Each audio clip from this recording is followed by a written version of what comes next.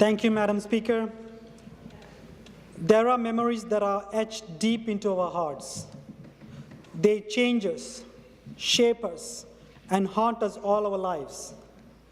We think that not speaking about them can erase their existence, but the reality is they become a part of us.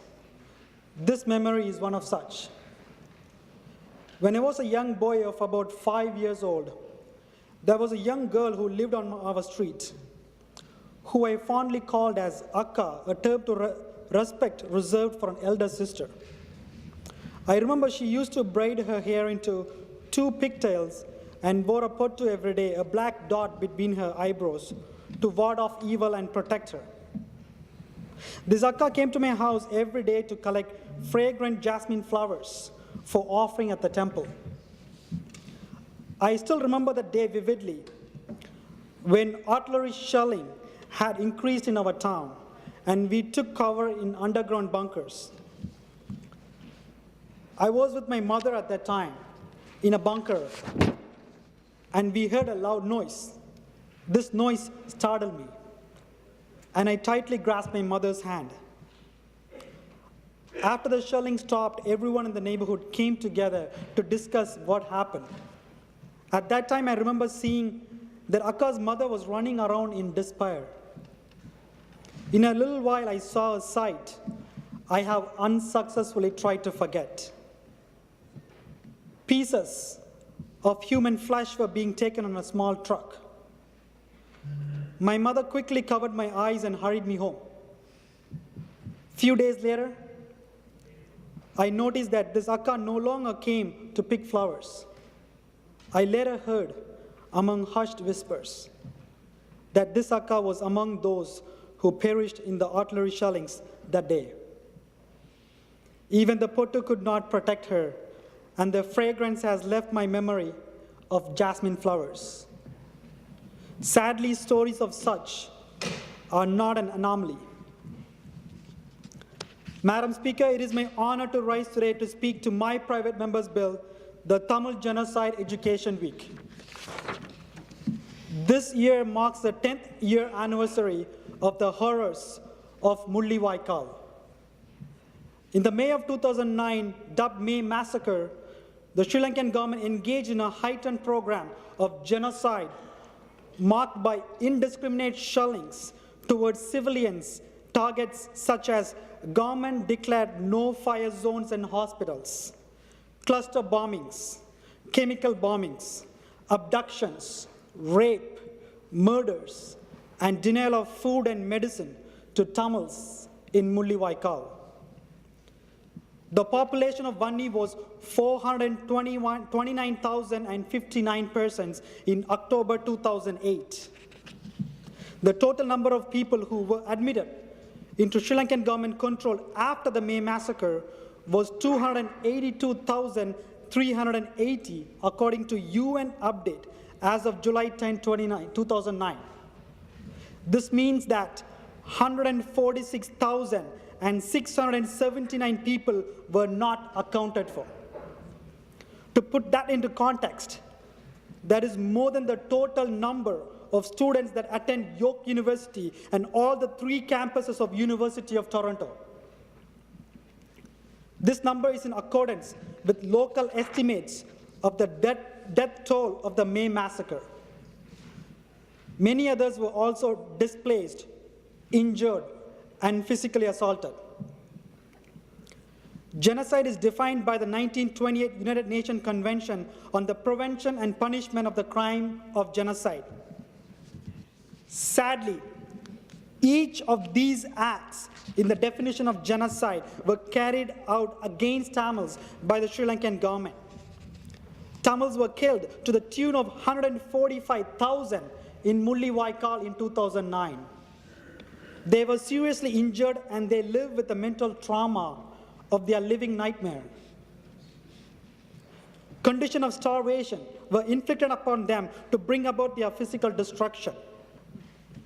According to the UN Office of the Resident Coordinator and Humanitarian Coordinator, at least 5,000 metric tons of food is needed to feed 300,000 people for a month. However, Sri Lankan government only allowed 3% of food into the government-declared safe zone to feed the population of 300,000 people.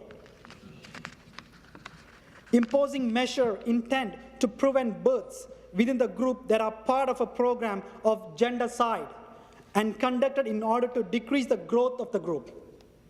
In 2013, health workers forced surgically implanted birth control to Tamil women in the northern province, or they faced the denial of treatment at selected hospitals.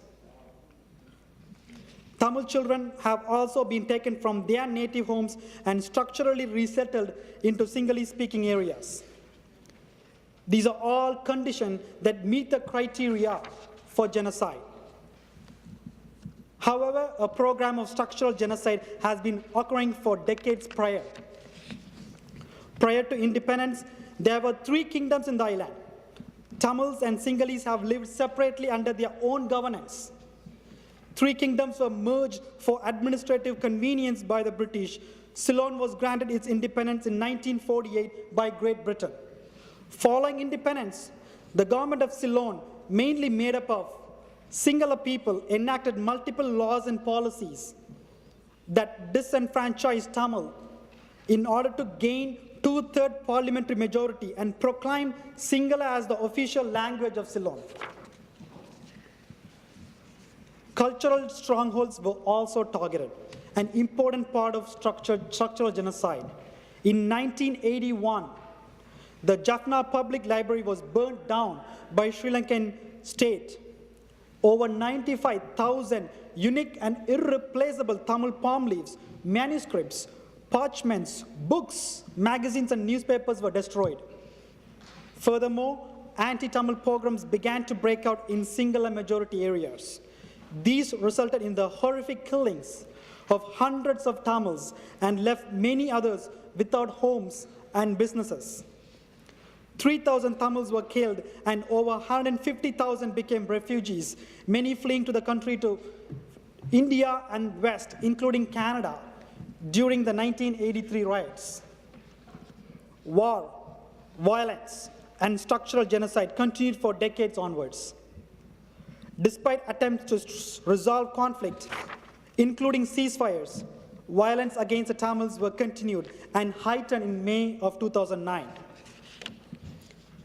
Elie Wiesel, a Holocaust survivor and a Nobel laureate, famously said, "To forget the dead would be akin to killing them a second time." The final stage of genocide is the destruction of memory, the denial of wrongdoing, and the burial of evidence. Memoricide, a term coined by Mirko Grmek, is something regimes engage in order to eliminate the dark periods of history and, so to speak, rewrite history. In order to facilitate this, memorials and remembrance ceremonies were disallowed, and the history of what happened is erased or minimized. The Sri Lankan state has denied responsibility for the genocide. This has left many Tamils unable to heal and move forward. The diaspora Tamils have strongly urged their respective governments to help acknowledge the pain and suffering they have endured and have been endured by their kin. Tamils in Ontario have lost their brothers, sisters, and relatives. Many still don't know the whereabouts of them and continue to pray for their safety. This is a pain I truly understand. When I was about 6 years of age, my mother and I were walking home. Suddenly, the Sri Lankan Navy artillery shells started hitting our town.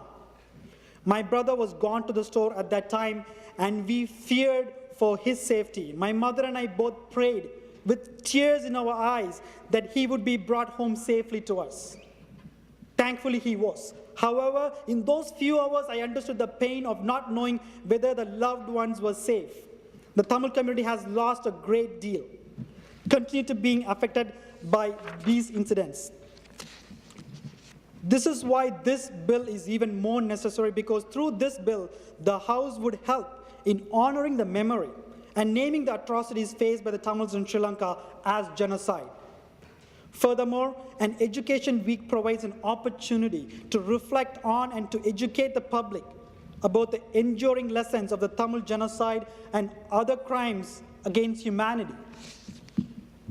We must always strive to create a world where principles of human rights are upheld.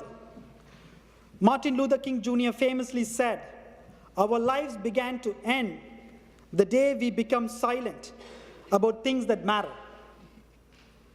We have been entrusted with a great responsibility and belief by the citizens of Ontario to represent them.